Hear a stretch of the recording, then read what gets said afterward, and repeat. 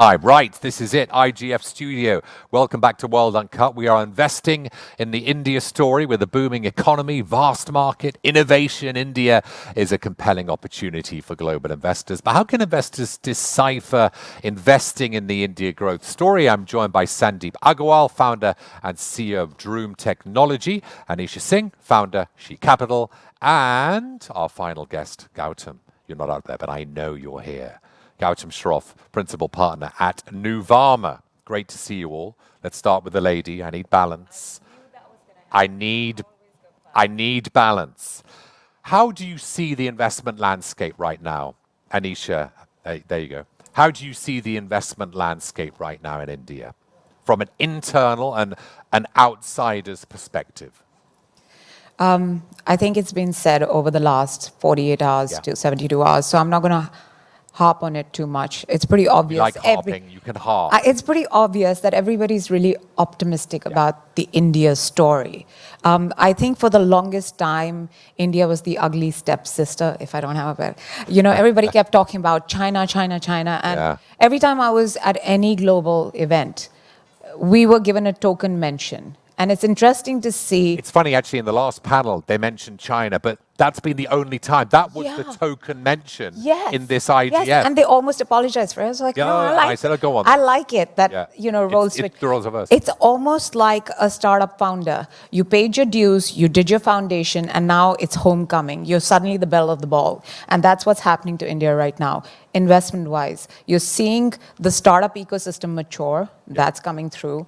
Manufacturing, we're seeing a lot more happen and a lot more coming into India. So that's happening. The public markets are at an all-time high. So all of it is suddenly just happy, shiny, rosy, and we'd like it to stay that way. Yeah, happy, shiny, rosy, Gautam. Is that how you see this Monet-inspired landscape in India? It was Monet, our previous guest, but I'm talking about the French painter, Monet, not Monet. Oh, do it up. Where is it? There you go. Thanks, Mark. I think I echo her thoughts that it was always China. So I think the decade of 2000 was China's decade, the manufacturing, the infra boom. 2010 was the US decade, probably NASDAQ, I would say. And 2020 is India's decade. It's clearly India's decade. Why are we stopping at a decade? We should at least exactly. 2 or 3, right? Or at least make it a century before I would want to start with a decade. Let's not be greedy. I always am. That's how it is. No, so very, very clearly it's our decade. It's India's decade. And I think we are at the cusp of the 5D advantage that India holds. On the 5D that our research clearly says it's debt, the deregulation, democracy, demography, and deglobalization. On all 5 counts, I think it's India going to rule. And then we can deliberate more on each of the points then. Yeah. Sandeep, what can you add? Paint that lovely backdrop. Yeah. No, so I think, Mark, obviously I can't agree more with both of the panelists. I think, it's now number 1 in terms of population, largest millennial and Gen Z. And you look at any category, which constitute the roughly $3.5 trillion economy, we are underserved. Either it is fragmented, unorganized, not penetrated online. So all that actually create a fabulous opportunity, right? I mean, let's take an example of e-commerce. I'm building a company in that space. Yeah. It's a $1.2 trillion retail market. Yet, less than 10% is online. This number was 0.2% a decade back, right? And perhaps maybe next year if we meet, this could be maybe 15-18%. So I think category by category, I think India has just upside potential, and from a policy framework to the demographics to the consumption phase of the economy, I think a lot of things are there. And as Anisha mentioned, the China plus 1, right? Even if someone adoring China, it's always a country at risk or vendor at risk. So you need to have your risk mitigation strategy, and India has clearly emerged as a very compelling partner for that. Yeah, I love that. India is itself a risk mitigation strategy. You invest in high growth startups, either led or co-led by women. What's at the forefront of your mind right now when you look around? What sector, what type of company, what founder is grabbing your attention? You know, there was a misnomer for the longest time that if it was a female founder or a co-led team, they were leaning towards D2C, direct to consumer. We're seeing a really interesting shift. For the longest time in the fund, we saw a lot of female founders come to us with that consumer focus. But interestingly, our last two investments have been in the deep tech space. And very, very interesting cutting edge stuff happening.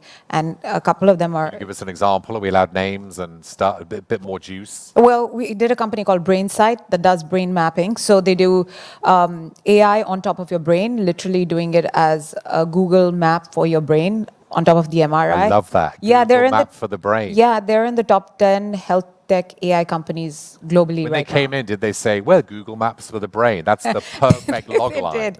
And, you know, for somebody who's been in the consumer space, Was that like the best? It was a learning curve for me, too. Yeah.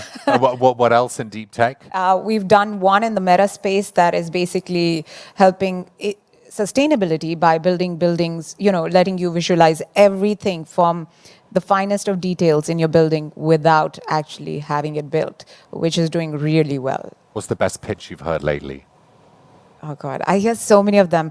You have to What's the best? Is there ever like a sentence You- which has knocked your socks off? There isn't Give a me an example of like within a minute you're like whoa, or 30 seconds. There You isn't hear a- about the lift, you know? No, there isn't a sentence. There's a kind.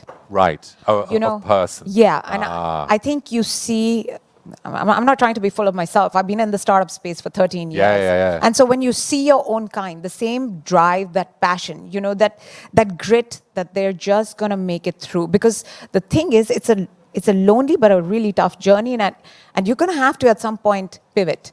And there's a How lot of soon them. do you know it? How soon do you know that they're one of you? That they're your kind? Well, Seconds? the Minutes? first company that I invested in, I think I knew it within the first 10 minutes of hearing Takes the 10 story. minutes, does it? Oh, I'm You know what sorry. they say I'm sorry. I'm a little slow. It Well, does take a you know little. what they say about body language, and you know within I think it's 7 seconds. It's a 7-second rule. No, I'd in hope. venture capital, it takes 10 minutes. I hope it takes a little longer.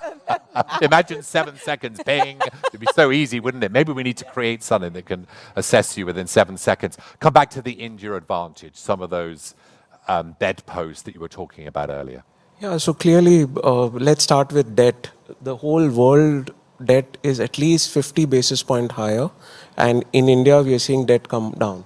So balance sheets, corporate balance sheets, bank balance sheets are so clean that we have all the ingredients for a very flourishing private sector. Let's talk of deregulation.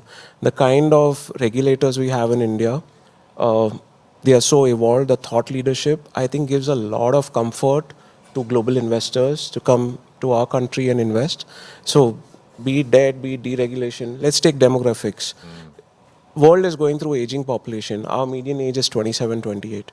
I think the next 20 years, at least 25-30% of the world's labor workforce is coming from India.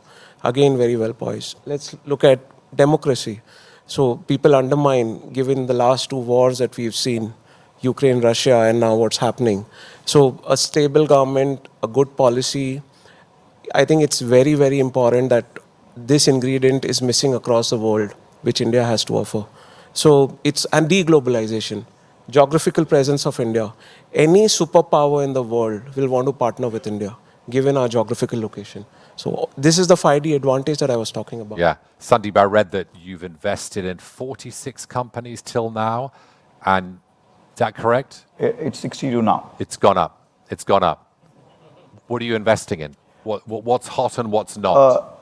So Mark, I'm not a financial investor. Yeah. I'm a tech entrepreneur. Yeah. So, as a tech entrepreneur, I have to be inch wide, mile deep into what I do for a living. But at any given era, I also have a lot of viewpoint in terms of what kind of businesses can shape up India and its future. and lot of world-class companies are coming out of India. Earlier it was from India for India, but now it is from India for the world. So I invest in all sort of sectors. Primarily, my bias is a little bit more on the consumer-focused B2C businesses. Any vertical, horizontal e-commerce is something that's my sweet spot. I built 2 large companies in that space in last 12 years. I feel that if you look at health tech, it's very, very under-penetrated, so that is where I have made a lot of investment. And then, I think whenever I see like a founder who has abilities to create a product company out of India for the world. India was an agrarian society, then was a service. Right now, I mean, think about, like, for example, TikTok. Who would have thought almost all consumer internet companies have come from United States, from Google to Facebook, Apple to Microsoft. But TikTok grew faster than any other consumer internet company. So I feel that in next 1 decade, a lot of those consumer internet focused companies will come out of India for the world. 20 seconds, it's all yours. Final bit of advice for somebody, a company, an entrepreneur, a business that wants to get into India. What's your final bit of advice? 15 seconds. Oh, wow. Nothing. I mean, I've met a lot of people here as well who are looking at India seriously, and I think they should continue to do that, but more actively so, because it is at the helm or the crux, and you don't want to miss the bus. You do actually want to join into something that is going to be really big. You don't want to be left standing on the station. Don't left standing, everyone. You heard the message. Thanks to Anisha, Gautam, and to Sandeep as well. Brilliant. There's one more coming up next. You will not want to miss it. We're going to talk about the profound significance of this new Hindu temple in Abu Dhabi, which, by the way, is going to be opened in a matter of weeks. So excited to speak to our next guest. Stay with us.